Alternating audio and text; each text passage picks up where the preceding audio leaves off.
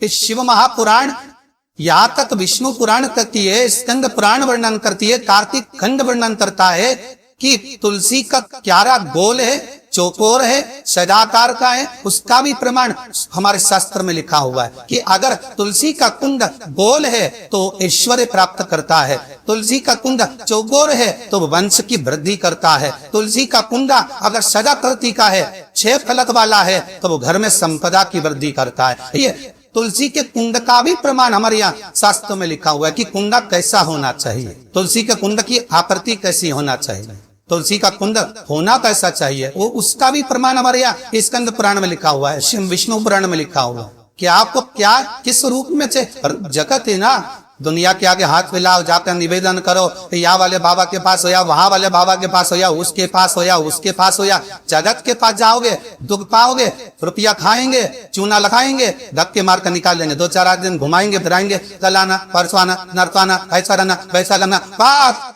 बाबा यही घुमाते रहेंगे और तुम्हारे धन का चूना लगाते रहेंगे। पर निवेदन है इनसे बचकर शिव की शरण में जाकर भगवान शास्त्र में जो लिखा है उसके अनुसार हम क्यों ना कर्म करें जिसका फल हम पा जाएं, हम क्यों ना ऐसा कर्म करें जिसके फल को हम पा सकें।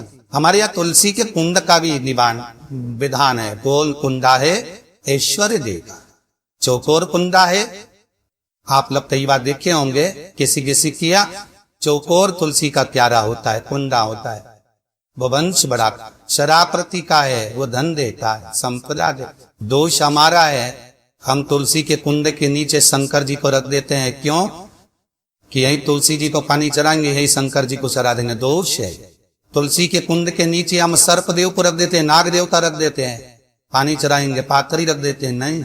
हम सबको स्वयं अगर गलती करते हैं तो स्वयं को 7 तरह के कुंडों का व्याख्यान तुलसी के रूप में कहा गया हमारा। पहला गोल, दूसरा चौकोर, तीसरा शराप्रति, चौथा त्रिवेणी, 3 कोने वाला कुंडा। शास्त्र कहता है जिसके मार्ग घर में टुकड़े हो रहे हो, धर विभाजन की ओर हो रहा हो, तो 3 कोण का कुंडा घर में रखकर पूजा करने पर परिवार एक हो जाता। 5वां, गार्डन में बिना कुंडे का, बिना कुंड का जो तुलसी का पौधा रोपित होता है, बिना कुंड के एक बगीचा जैसा बो दिया जाता है, तुलसी तुलसी उत्पन्न हो जाती है। महाराज वहां पर संपदा तो रहती है पर चिंता बहुत रहती। घर के दरवाजे के बाहर इतनी सारी बगीचे में तुलसा कर दी, कोई निकल कर जा रहा था उसने थूक दिया, कोई निकल कर जा रहा था उसने पानी डाल दिया, कोई स्वान ने, कुत्ते ने, किसी ने, बिल्ली ने गंदगी कर दी, उसका दोष आपको लगेगा। इसलिए कुंड के अंदर तुलसा का तो वो धन तो देगा, जो तुम्हें बगीचे में तुलसा लगाई है, गार्डन तुलसा का करा, वो धन तो देगा, संपदा भी देगा, पर चिंता को बढ़ा देगा। 6, तुलसी के कुंड को 3 धार पर लटका कर रखना। कई जगह पर आपने देखा होगा तुलसी का जो कुंडा होता है उसको 3 जो तार होते हैं, 3 जो चेन होती है उस पे लटकाया जाता। महाराज विष्णु पुराण उसका भी व्याख्यान करती है। महाराज वह व्यक्ति के कार्य उन्नति की सीढ़ी की ओर बढ़ जाते हैं।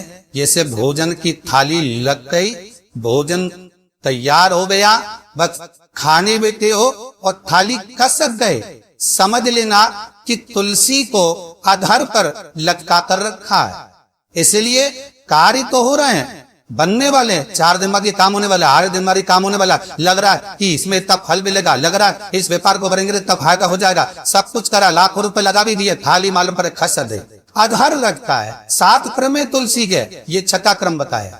तुलसी का 7वां क्रम, तुलसी का 7वां क्रम है। महाराज तुलसी का कुंडा जैसा घर के आंगन में है, तुलसी का कुंड जैसे घर के आंगन में विराज रहा है, ऐसा ही छोटा सा कुंड भगवान के लिए रोपित करें।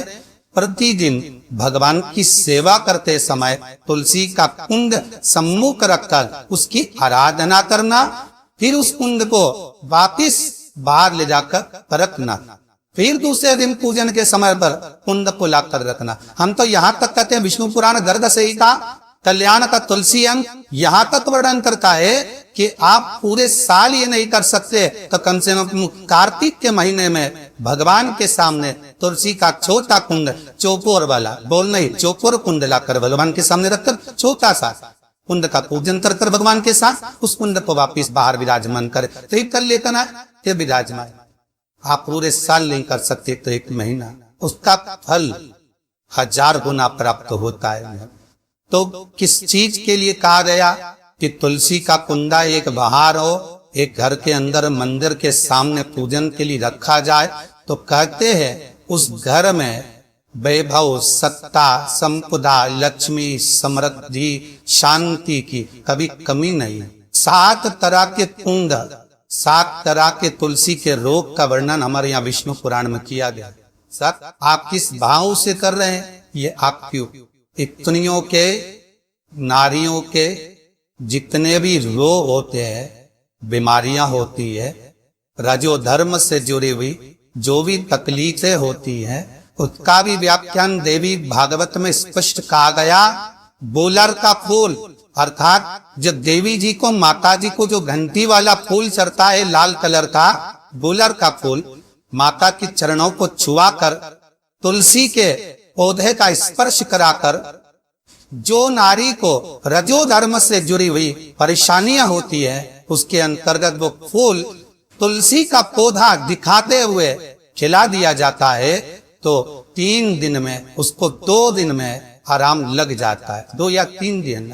आराधना में आप हाथ की माला, कर की माला ना भी रखें तो घट की माला, तुलसी की माला, रुद्राक्ष की माला आपके कंठ में होगी, तो 21,600 श्वास जो मनुष्य के शरीर से प्रतिदिन निकल रही है, 21,600 श्वास जो मानव के शरीर से प्रतिदिन निकल रही है, उस श्वास के बल पर आपकी घट की जिह्वा से वो मंत्र जाप हो जाएगा, उसका पुण्य आपके खाते में।